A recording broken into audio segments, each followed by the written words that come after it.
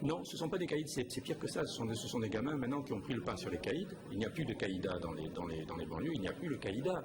C'est ça qui est terrible. On n'a plus d'interlocuteurs, même les travailleurs sociaux ne peuvent plus entrer aux iris, aux lauriers. Il faut le savoir. Parce que vous avez des gamins de 12, 13, 14 ans qui font la loi avec des calaches à la main, avec des cagoules, des scooters.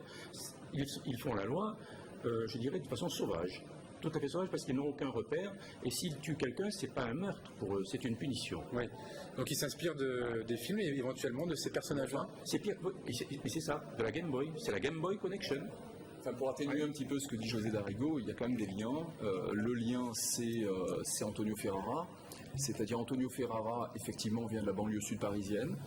Il a tellement rendu de service au milieu traditionnel que, avec ses équipes qui sortent effectivement des cités, il a fusionné avec les équipes corses, le milieu marseillais, corso-marseillais, et ils sont montés.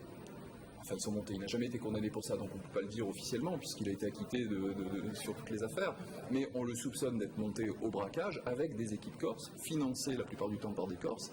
Et donc ça, c'est le lien entre le milieu traditionnel et le milieu de la banlieue, la délinquance de la banlieue. Le lien, si vous voulez, c'est que, comme dit Marc, une équipe qui veut frapper, par exemple, qui veut faire un braquage ou une attaque de fourgon, par exemple, elle va voir le ou les personnes qui sont en place.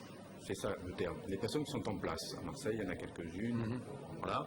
On va voir ces personnes-là. On leur dit, est-ce que je peux? Est-ce que tu veux? Est-ce qu'on y va? Et avec qui? Voilà. Il faut conclure, messieurs. Qu'est-ce qu'on se dit, Marc? Il faut regarder vos documentaires? Il faut regarder les documentaires. C'est une galerie de portraits extrêmement hétérogène.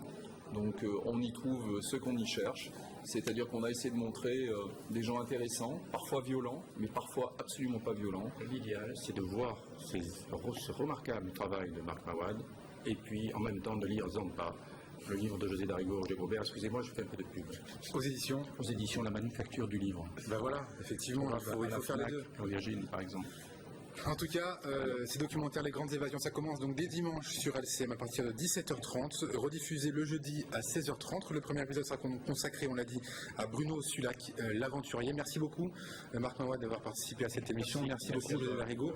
On se dit à très vite sur LCM et ne ratez pas Les Grandes Évasions, c'est bien fait et vous en sortirez peut-être pas grandi, mais en tout cas, voilà, en ayant enrichi de ces histoires incroyables. Il faut bien les connaître. Incarcéré. Allez, merci beaucoup. Excellente soirée à tous sur LCM.